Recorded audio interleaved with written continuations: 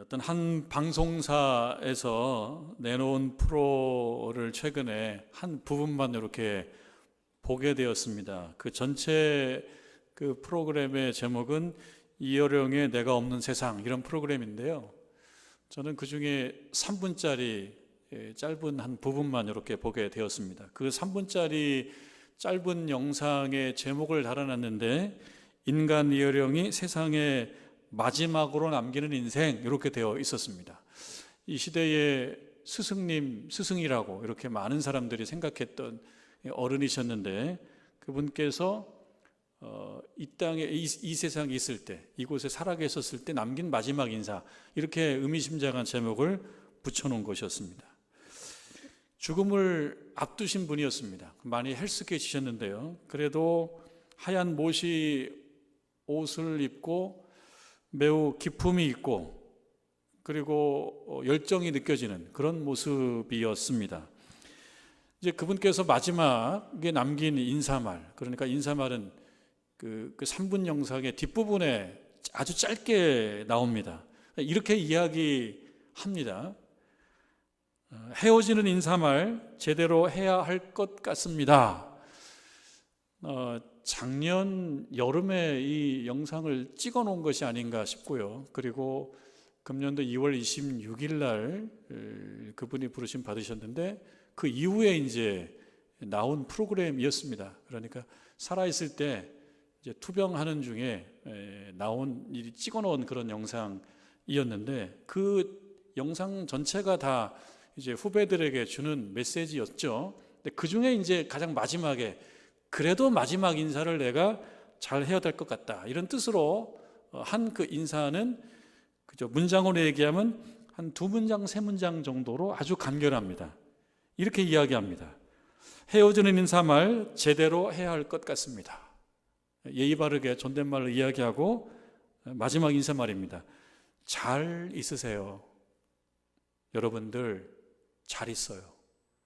이렇게 인사를 했습니다. 그렇게 슬프게 인사한 것도 아니고요, 여전히 기품 있게, 자신감 있게, 열정이 담긴 목소리로 이렇게 인사를 했습니다. 이렇게 인사해야 될 상황은 아닌데, 그렇게 열정을 가지고 뭔가 그 후배들을 향한 그 애타는 마음으로, 간절한 마음으로 힘주어서 인사를 하고 하는 그 모습이 참 인상적이었습니다. 그래서 생각을 해보면 이 인사는요, 매우 단순하고 특별할 것이 없는 인사말입니다. 왜냐하면 우리들도 살다가 어디를 가서 올 때나 누구를 만나고 헤어질 때 이런 인사말을 종종 하기 때문입니다. 어느 특정한 인물의 그런 어떤 그 자기만의 고유의 인사가 될 수도 없는 매우 일반적인 인사말입니다. 잘 있어요. 그러면 잘 있어요. 잘 있으세요. 여러분들 잘 있어요.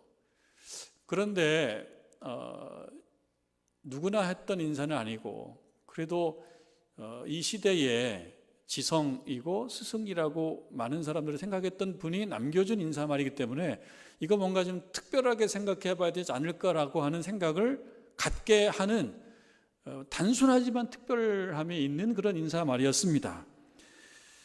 그래서 생각을 한번 해봤습니다. 잘 있으세요, 이건데요, 잘 있어요, 우리를 향하여 잘 있어, 이렇게 인사를 한 건데요, 무슨 특별한 의미가 있을까? 한참 생각해 보니까 이런 생각이 듭니다. 누구는 떠나지만 우리는 있어야 되는 존재이다. 그는 떠나지만 우리는 있어야 되는 존재. 그러니까 우리는 있어야 되는 존재입니다. 그러니까 있다라고 하는 것은 달리 표현하자 그러면 사는 것이다, 이렇게 볼 수가 있을 것 같습니다. 그러면 어떤 분은 떠나지만 그분의 인사를 받는 뒤에 남겨진 인생의 후배들은 그저 살아가야 되는 존재입니다. 살아가야 되는 존재. 그러니까 그 인사말은 이야기하자면 살아요, 그 뜻인 것 같아요. 살아요. 우리 입장에서 보면은, 그 인사를 듣는 우리의 입장에서 보면 우리는 여전히 지금 여기에 남아있다, 이렇게 생각해 볼 수가 있겠습니다. 저와 여러분은 여기에 남아 있습니다. 그래서 떠나는 누군가 인사를 받는 거예요. 뭐라고요? 잘 있으라고요.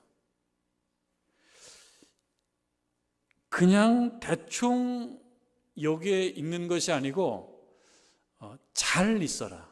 잘. 그래서 이 한 글자 잘이라고 하는 말에 액센트를 좀 달아야 될 것 같습니다. 이 있어라라고 하는 것을 살으라, 살라 이렇게 얘기한다 그러면 잘 살아라 그 뜻일 것 같습니다. 그냥 마지막 인사말은요, 잘 살아라. 누구나 산다.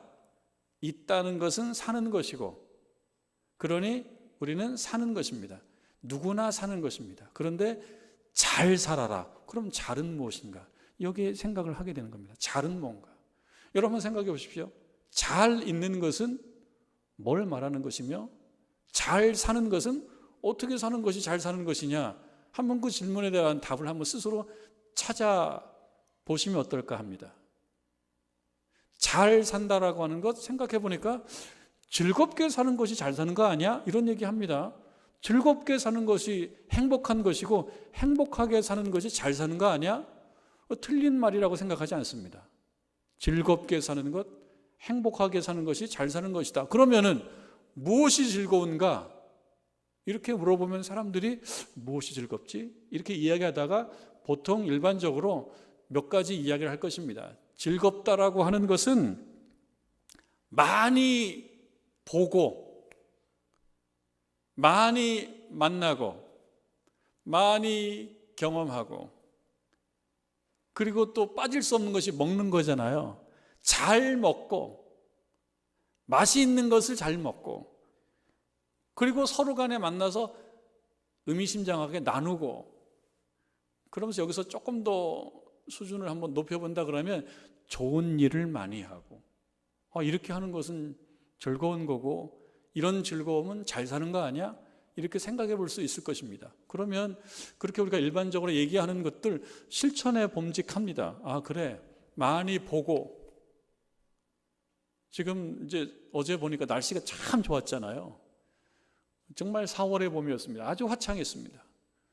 벚꽃이 많이 피었어요. 근데 어느 벚꽃은 아직 안 피었어요. 그러니까 어제는 무척 바쁜 날이었어요. 누구에게 바쁜 날이었냐면 꽃나무들이 무척 바빴어요. 야, 이때 펴야 돼. 그래서 막 폈던 날이 어제였어요. 근데 그 꽃을 보기 위해서는 우리는 어떻게 되냐면 밖으로 나가야 되는 것이었어요. 밖으로 나가서 보는 겁니다. 왜냐하면 이때도 한때예요. 이때가 지나면 또 못 봅니다. 그러니까 나가서 봐야 되는 겁니다. 많이 보고 그 가운데 무엇이 있습니까? 즐거움이 있고 또 행복이 있습니다. 그런 고백도 듣습니다. 목사님, 이제서야 비로소 꽃들이 보여요. 이런 분들도 있어요. 즐겁다는 것이고 행복하다는 것일 겁니다. 그리고 여러분 많이 만나시고 또 경험하시는 것들을 한번 실천해 볼 일입니다. 코로나19로 인하여 많이 보지 못하고 많이 경험하지 못하고 그랬는데 이제 좀 자신감들이 붙어서요.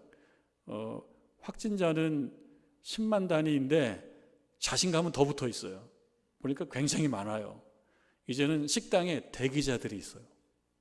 200명, 300명하고 비교가 안 되는 숫자인데 자신감이 붙어 있어요. 뭐 어찌되었든 이런 시대를 살고 있고 이런 상황을 보내고 있습니다. 여러 가지 상황을 보지만 조심조심 하면서 많이 보고 많이 경험하고 많이 누리고 그런 것이 즐겁고 기쁜 일이라면 유한한 인생 가운데 그래 노력해서 한번 해보자 이렇게 해봄직합니다. 여러분 한번 해보십시오. 나에게 주어진 인생은 유한하니까 그래 잘 살고 즐겁고 행복하게 사는 것이 중요하다면 그렇게 한번 해보는 것입니다. 자, 그런데 여러분 오늘 하나님께서 사도 바울을 통해서 제시하는 그 즐거움, 이것을 보면요 굉장히 당황스럽고 당혹스러워요. 사도 바울도 골로새 교회 교인들에게 편지하면서 잘 살아라, 잘 있으라 이렇게 인사하는 건데요, 그 잘을 표현하는 그 즐거움의 내용이 뭔지를 보면 참 당황스럽고 당혹스러워요. 이렇게 사는 것이 즐거운 거야? 그러면 이런 즐거움을 실천하는 것이 잘 사는 거야? 그게 뭐지? 여러분 1장 24절 말씀 한번 보시겠습니다. 1장 24절. 나는 이제 너희를 위하여 받는 괴로움을 어떻게 해요? 기뻐하고, 세번역에서 이 기뻐하고라는 말씀은 즐거워한다라고 옮깁니다. 그러니까 사도 바울은 잘 사는 거예요. 지금 잘 살고 있는 거예요. 뭘 보면 잘 살고 있습니까? 즐거운 인생 살고 있어요. 사도 바울이요, 즐거운 인생, 기쁜 인생을 살고 있어요. 잘 살고 있는 겁니다. 그러면 어떻게 하는 것이 잘 살고 있는 거냐? 그걸 우리가 보면서 따라하면 되지 않겠습니까? 그런데 보니까 그 앞에 보니까 이게 뭐야? 이런 부분이 눈에 띕니다. 나는 괴로움을 기뻐하고, 이렇게 되어 있어요. 괴로움은 기쁨입니까? 괴로움과 기쁨은 너무 다른 말인데요. 이 괴로움과 기쁨, 괴로움과 즐거움을 이렇게 같이 붙여놨어요. 도대체 이게 가능한 것인가? 바울은 지금 옥에 갇혀 있습니다. 옥에 갇혀 있는 것을 그는 즐거움이라고 합니다. 옥에 갇혀 있는 것은 괴로움이거든요.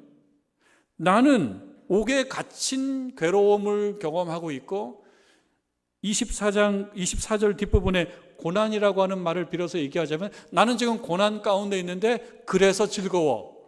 이 말이 안 맞아요. 모순이에요. 그러나 안 맞는 말을 할 리는 없고요. 이게 무슨 사연이 있나? 지금 옥에 갇히는 고난을 당하고 있는데 이건 무엇 때문인가 생각해 보면요, 사실은 복음을 전하는 일이었습니다.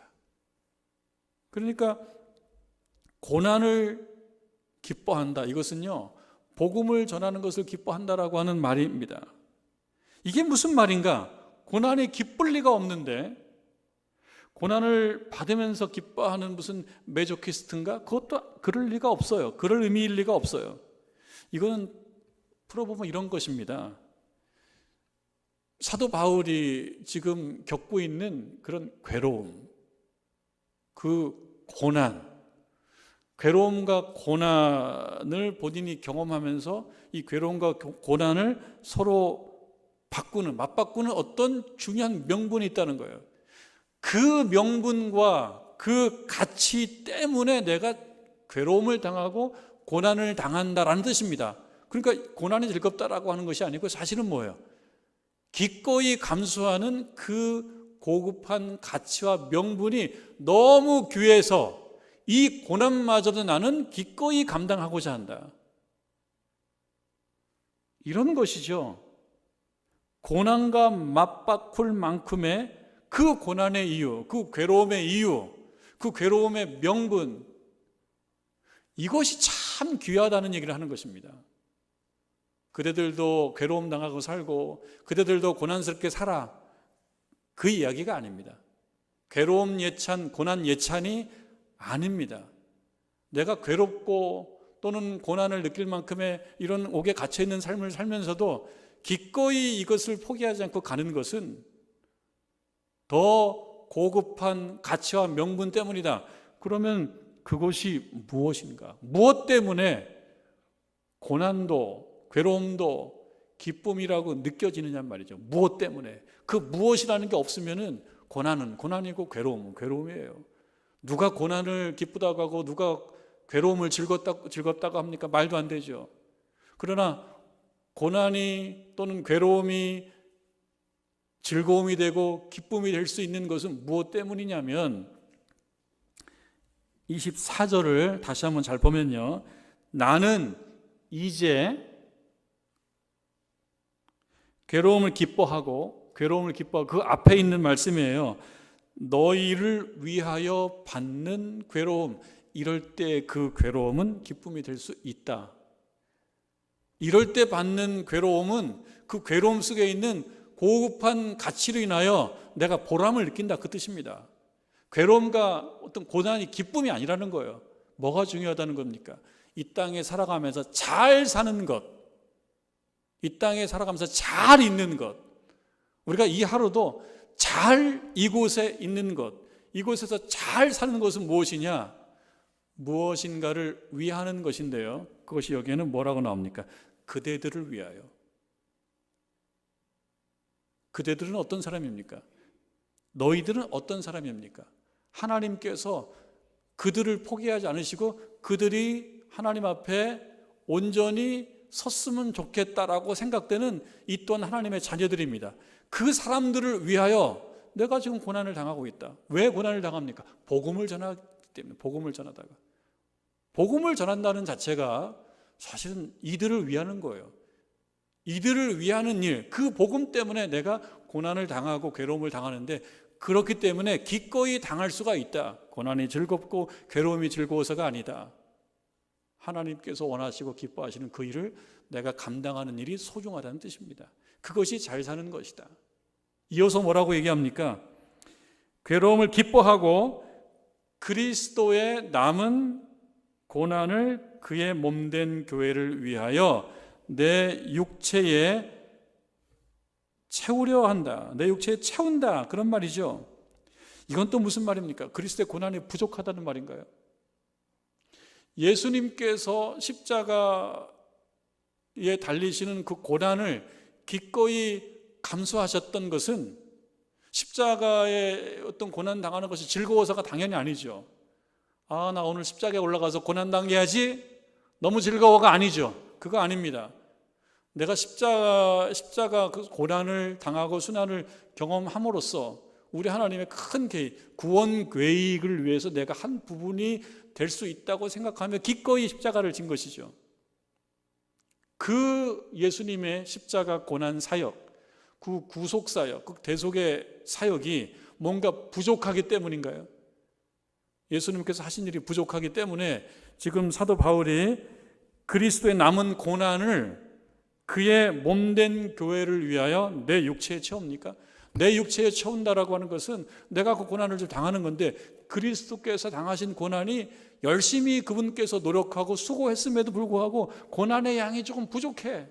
고난의 양이 부족하기 때문에 내가 하지 않으면 완성이 안 돼. 그러기 때문인가요? 2장 13절 말씀, 14절 말씀 우리가 한번 보십시다. 또 범죄와 육체의 무할례로 죽었던 너희를 하나님이 그와 함께 살리셨다. 그는 누굽니까? 우리 예수 그리스도이십니다. 그리스도와 함께 살리셨다. 그리스도가 죽으심으로써 살리셨어요. 끝. 살았어요. 그들이 사는데, 죽었던 자들이 사는데 예수님의 십자가 순환으로 충분했습니다. 그들이 살았습니다. 살 수도 있는 이런 것이 아닙니다. 무할례로 죽었던 너희를 하나님이 그와 함께 거의 살리셨다가 아닙니다. 그냥 살리신 거예요. 완성된 것입니다. 부족함이 없습니다. 예수님의 순환에는 부족함이 없어요. 그분이 다 하신 것입니다. 그와 함께 살리시고 우리의 모든 죄를 사하시고, 우리의 모든 죄를 사하신 것이 우리들의 죄의 상당 부분을 사해 주셔서 약간 남았기 때문에 사도 바울이 그 고난에 남은 부분, 부족한 부분을 자기 육체에 채워야 되는 것은 아닌 거예요. 그런 의미가 아닌 거예요. 그러면 이 말은 무슨 의미냐? 그리스도의 남은 고난을 내 육체에 채운다라고 하는 것. 그러니까 어쩌면 그것이 우리들의 어떤 고백일 수도 있는데요. 우리들 또한 사도 바울처럼 그리스도의 남은 고난을 그의 몸된 교회를 위해서 내 육체에 채워야 될 수도 있는데, 우리들도 예수님께서 고난의 양이 부족하기 때문에 내가 좀 채워주시면 예수님의 고난이 완전해질까요? 그런 뜻이 아닌 것입니다. 그것은 예수님의 십자가 고난의 대속사역이 부족하기 때문에 내가 채우는 것이 아니고요, 예수님께서 고난을 당하시면서 십자가 그 고난을 감당하시면서 기꺼이 그 일을 감당하시고 추구했던 예수님의 그런 목적, 그 목표, 그 고급한 가치, 그것을 나도 추구하며 산다는 거예요. 예수님께서 기꺼이 십자가를 지시면서 추구하셨던, 바라셨던, 소망하셨던 그 가치, 그 목적, 그 명분을 나도 따라간다는 거예요. 부족함을 채우는 것이 아닙니다. 그것은 곧 순종의 고난이었죠. 하나님께서 원하셨던 그 순종의 고난, 나도 그 순종의 고난을 따라간다는 거예요. 하나님께서 나에게 원하시면 나도 따라가는 거예요. 그게 예수님의 고난에 남은 부분을 내가 채우는 겁니다. 하나님께서 원하시면 내가 순종하는 것. 그 무엇을 원하시냐? 예수님께 원하셨던 것은 십자가를 지는 걸 원하셨습니다. 그럼 우리들에게도 때때로 우리들 인생에 작은 십자가 지는 것을 원하실 때가 있다? 그러면 순종하는 것. 그걸 내가 실천하겠다는 겁니다. 이것은 또 무슨 고난이었습니까? 대속 사역의 고난이었어요. 그러니까 나를 위한 고난이 아니고요, 누군가를 위한, 우리들을 위한 고난이었다라고 하는 것입니다. 그래서 그 십자가라고 하는 고난의 길, 순환을, 그 괴로움을 기꺼이 감당하시면서 육신은 아프고 고통스럽지만 그것이 지금 사도 바울이 얘기하는 기쁨, 즐거움이라고 예수님께서 기꺼이 느끼시면서 그 고난을 당하시는 거예요. 여러분, 종려주일이죠. 오늘이 종려주일입니다. 우리가 오늘 부른 찬송을 보면요, 그 140장을 보면 이 종려주일 찬송이거든요. 종려주일 찬송인데 3절에 보면 이런 가사가 있어요. 주 고난받기 전, 수많은 무리가 영광의 찬송을 불러 주 찬양을 하였네. 좀 모순적이에요. 그러니까 지금 이 종려주일 찬송 속에 들어가 있는 내용이, 하나는 찬송, 찬양이라는 게 들어가 있고, 또 하나는요, 주 고난이 들어가 있어요. 그러니까 주 고난은 누가 세운 겁니까? 누가 주 고난을 주도한 겁니까? 그때 그 무리들이잖아요. 그때 그 무리들. 로마 군인들만 그랬습니까? 많은 유대인들. 그러니까 어쩌면 수많은 무리들, 종려나무 가지를 가지고 흔들었던 수많은 무리들. 근데 왜 종려가지 나무를 흔들었냐면 이분이 우리들을 이 시대에 구원해 주실 구원주다라고 믿으면서 종려나무 가지를 흔들었던 분. 그런데 지나면서 보니까 내 기대대로 가지 않으시네. 그래서 그 흔들었던 그 어떤 환영하는 그 환영의 의지를 내리기도 했던, 이러한 이 종려주일은 이러한 두 가지 모순된 사실이 같이 있습니다. 한편으로는 우리 주 예수를 환영한, 주 예수 그리스도를 환영했지만 또 한편으로는 그 환영은 어디로 가고 이내 고난 주간으로 이어진단 말이죠. 오늘은 종려주일이지만 내일부터는 고난 주간입니다. 고난 주간. 그래서 우리가 오늘 생각해 보는 것입니다. 그저 예수님을 환영하는 것만 있는 게 아니고 예수님의 그 고난과 순환에 담겨져 있는 의미는 무엇이며, 사도 바울은 왜 예수님의 고난의 부족한 부분을 본인이 채우겠다, 남은 부분을 채우겠다고 얘기하는 것이며, 또 그 의미는 무엇인가를 생각해 보는 것입니다. 예수님의 고난은 부족하지 않았습니다. 예수님의 순환은 부족하지 않았습니다. 다만 우리가 표현하기로 그리스도의 남은 고난이라고 얘기하는 것은 이 시대에도 하나님의 자녀들이 감당해야 되는 그들만의 십자가가 있기 때문이다. 이것을 받아들이라는 거예요. 때때로 인생은 즐기고 누리고 만나고 경험하는 것이 즐거움이지만, 그러나 조금 더 고급하게 가면 신자에게 있어서는 하나님께서 우리들에게 원하시는 그러한 희생 사역을 감당하는 것이 곧 잘 사는 것이고 잘 있는 것이기도 하다라고 하는 그런 말씀을 주시는 것입니다. 예수님의 고난은 그분 자신의 잘못으로 인한 고난이 아니었습니다. 죄인들을 위한 고난이었습니다. 내 잘못으로 고난당한 것이 아니고요, 누군가의 잘못을 대신하는 고난이었습니다. 여러분, 우리가 오랫동안 신앙생활 하시면서 들어왔던 말씀, 의인은 없나니 하나도 없다. 의인은 없나니 하나도 없다. 그러면 우리들도 다 죄인 가운데 들어가는 거죠. 우리들도 의인은 없다, 하나도 없다. 그러니까. 근데 예수님께서는 죄인들을 위하여 순환을 당하셨습니다. 그러면 곧 나를 위하여 순환당하신 것입니다. 나를 위해서 고난당하신 것입니다. 그러니까 예수님의 고난은 어떤 고난이냐? 나를 위한 고난이었다. 근데 이것이 와 닿느냐? 이것이 우리들의 사실은 하나님 앞에 나올 때에 우리들의 마음가짐이어야 합니다. 여러분 생각해 보면 우리가 죄와 허물이 참 많음에도 불구하고 지금까지 주의 은혜로 살아올 수 있었습니다. 이렇게 고백하면서 그러나 정말 그런 마음을 갖고 있느냐?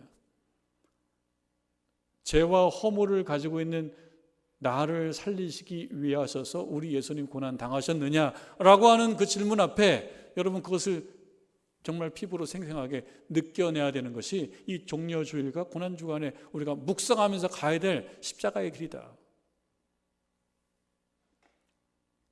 감사하는 거죠. 그러니까 이 고난주간은 한편으로 감사하는 거죠. 왜요? 나를 위하여 그분께서 고난을 당하셨으니까. 죄인된 나를 위하여, 죄와 허물이 많은 나를 위하여 그분께서 순환을 당하셨으니 내가 우리 하나님께 감사하는 것이죠.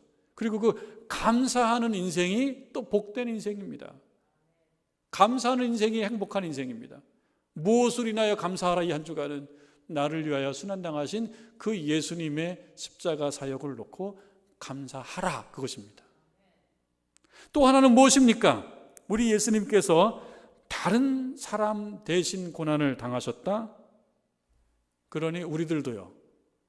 내 잘못이 아니고 누군가 때문에 내가 인생 살면서 힘들어요.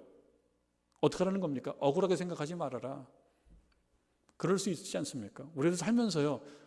내가 잘못하고 내가 문제가 있다 그러면 그냥 내가 회개하고 그걸 바로잡고 살아가면 될 텐데 그런데 내 잘못도 아니고 내 허물도 아닌데 그 누군가의 허물과 누군가의 잘못 때문에 내가 힘들어요. 그럴 때가 있지 않습니까? 여러분들의 핵심 관계자 있죠? 여러분들의 핵심 관계자. 나의 핵심 관계자의 죄와 허물 때문에 내가 힘들 때가 있단 말이죠. 그래서 인생이 마음대로 안 되는 겁니다. 그냥 나 혼자만의 일이라 그러면 인생이 좀 마음대로 되는 쪽으로 갈 거예요.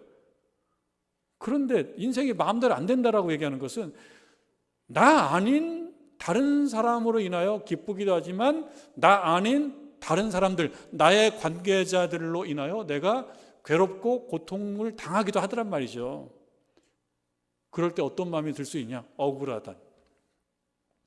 억울하다. 내 잘못도 아닌데 내가 왜 고통을 당해야 되냐? 억울하다 이렇게 얘기할 수가 있는데 그러지 말고 받아들이라는 겁니다. 왜? 예수님의 고난이 그런 거죠.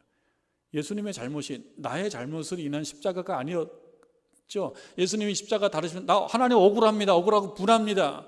내 잘못 아니 내가 여기서 달려야 됩니까? 라고 하지 않으셨던 것처럼 우리들이 한 주간 고난주간을 보내면서 또 예수님이 걸어가신 길을 따라가면서 생각해 봐야 될 것은 나 때문이 아니라고 하더라도 너무 억울해하지 말아라. 잘 감당하고 그를 위하여 희생과 대속의 작은 십자가를 져 주어라. 그것으로 인한 기쁨이 있다. 그것으로 인한 즐거움이 있다라고 하는 것입니다. 여러분 어제 날씨 참 좋았다는 말씀했습니다. 어제 날씨 참 좋았습니다. 우리 교회 주변에 있는 벚꽃도 많이 피었습니다. 그리고 다른 곳에 조금 높은 곳에 있는 벚꽃들도 피려고 지금 막 합니다. 막 바쁜 날이었습니다. 막 화창했습니다. 여러분 우리도 관심이 오늘의 날씨죠. 오늘의 날씨 관심 많습니다. 오늘 좋은 날인가? 화창한 날인가? 화창한 날이라 그러면 나들이 갈 만한가? 오늘의 날씨 관심 많고요. 또 주간 날씨 관심 많습니다. 주간 날씨 보면서 화창했으면 좋겠어요. 그런데 그게 또 내 바람대로 안 되죠. 주간 날씨 보니까 주중에 비 소식도 있더라고요. 근데 왜 비 소식은 비가 오는 날 화창한 날이 아니지 않습니까? 화창한 날이 아니어서 어쩌면 좀 안 좋을 수도 있습니다. 안 좋아요. 화창하지 않으면. 그러나 우리 사는 이 세상에는요, 화창한 날만 있어서 되는 것은 아닙니다. 참 아이러니예요. 화창하기만 하면요, 우리 식탁에 채소도 제대로 올라올 수 없고, 채소 올라와도 채소가 무척 비쌀 거예요. 화창하기만 하면. 사실은 궂은 날이 있어야 됩니다. 비 오는 날도 있어야지 식물이 자라요. 참 아이러니합니다. 그래서 우리 인생을 날씨와도 같다라고 얘기한단 말이죠. 뭡니까? 화창하기도 하고 어느 경우는 비도 오고 굳기도 하다. 그래서 우리는 부러워해요. 뭘 부러워하냐면 참 저 사람 좋겠다. 세상 걱정 없이 사는 것 같은 거예요. 저 사람 보면 세상 걱정 없는 것 같은 거예요. 일이 잘 풀리고 매일 자랑만 하고 약올르게 뭐 가족들 뭐 자식 잘 됐고 누구 잘 됐고 참 걱정이 하나도 없어요. 참 부러워요. 그럼 여러분들 걱정 하나도 없이 인생이 화창하기만 하면 복된 것이냐? 근데 참 또 역설적으로요. 인생이 화창하기만 할 때 간절함이 없어져요. 누구를 향한 간절함? 우리 하나님을 향한 간절함이 없어진단 말이죠. 이 고난이라고 하는 것, 고난은 즐거움이 절대 아닙니다. 고난은 즐거움이 아니고 고난은 좋은 것도 아니에요. 괴로움이 좋은 것도 아니에요. 그러나 더 문제는 뭐냐? 고난의 날에, 괴로움의 날에, 비 오는 날에, 굳은 날에 하나님을 찾지 못한 것이 문제다. 비가 오고 굳고 어려워서 십자가를 질 수밖에 없다고 스스로 느껴지는, 또 내 문제로 인한 것이 아니고 누군가를 위한 문제 때문에 내가 십자가를 져야 된다라고 하는 그런 어떻게 보면 억울한 감정이 드는 그 시간에 억울함에 빠져있지 말고 뭘 하라는 것입니까? 하나님을 향한 간절함을 회복하고 찾으라, 그런 것입니다. 여러분, 사실은 이 2019년도 코로나가 지금까지 온다라고 하는 것은 참 지겹기 한량없습니다. 그런데 이거 다 물러가면 그동안 몰아놨던 세상 구경을 이제 하러 나가야 될 텐데요. 그동안 참 쌓아놨던 좋은 날이 올 것 같은데요. 그러나 한편으로는요, 이때가 우리 영적으로는 각성해야 될 매우 좋은 때라고 하는 것입니다. 무슨 마음이요? 간절한 마음. 우리 하나님을 향한 간절한 마음. 분명히 좋은 날은 아니고요. 어떻게 시대로 보면 비 오는 날, 굳은 날, 화창한 날이 아닙니다. 그럼 이때 뭐 하라고 하는 것입니까? 하나님을 찾는 겁니다. 간절히 하나님을 찾고 하나님께 나오는 것입니다. 나로 인한 굳은 날이든 또는 나의 관계자들로 인한 굳은 날이든 우리 모두의 어떤 유감스러움으로 인한 굳은 날이든 이때에 하나님을 깊이 찾는 겁니다. 어떤 경우는요, 육신의 아픔으로 오고 정신의 아픔으로 오고 경제의 어려움으로 옵니다. 걱정이 옵니다. 이때 해야 될 것은요, 하나님을 간절히 찾는 것이다. 이때 찾지 않으면 언제 찾을 것이냐? 이렇게 코로나로 괴로워하고 자유롭지 못하고 세상 구경 쌓아놔야 되고 이때에 하나님을 찾지 않으면 언제 찾을 수 있을 것이냐? 우리 예수님께서도 순환과 고난의 시점에 하나님께 기도하셨습니다. 올라가셔서 기도하셨습니다. 어렵기 때문에 기도하셨습니다. 그렇기 때문에 우리 종려주의를 보내면서 그리고 고난주간을 보내게 되면서 생각해 봐야 될 것, 주께서 감당하신 모범을 보이셨기에 나 또한 나에게 주어진 작은 십자가를 감당을 해야 된다. 억울하게 생각하고 그저 거부하고 이렇게 생각할 것이 아니라 나에게 하나님이 요청하신 작은 십자가가 있다면 돌아서지 말고 감당해야 된다. 어렵다고 돌아서지 마십시오. 돌아서지 말고 앞을 보며 감당해야 된다. 그리고 이때에 우리 하나님을 찾고 이때 간절한 마음을 회복하고, 그리고 오늘 말씀 28절 29절 우리 결론적으로 보십시다. 28절 29절 우리가 그를 전파하여 각 사람을 권하고 모든 지혜로 각 사람을 가르치면 각 사람을 그리스도 안에서 완전한 자로 세우려 한다. 각 사람, 여러분들의 각 사람은 어떤 사람인지 저마다 좀 다를 수가 있을 겁니다.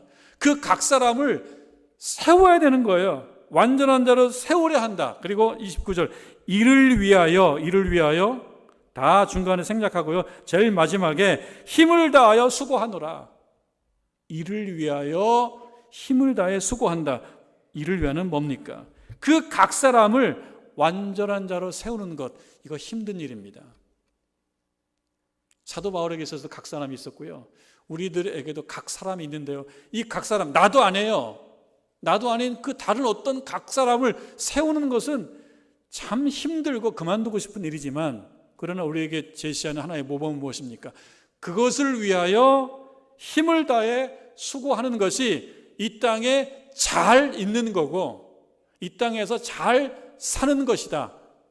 무엇으로서? 신자로서. 이 말씀을 잘 생각하시고 한 주간 묵상하시면서 예수님이 걸어가신 그 길을 따라 걷는 저와 여러분 되기를 주님의 이름으로 축원합니다.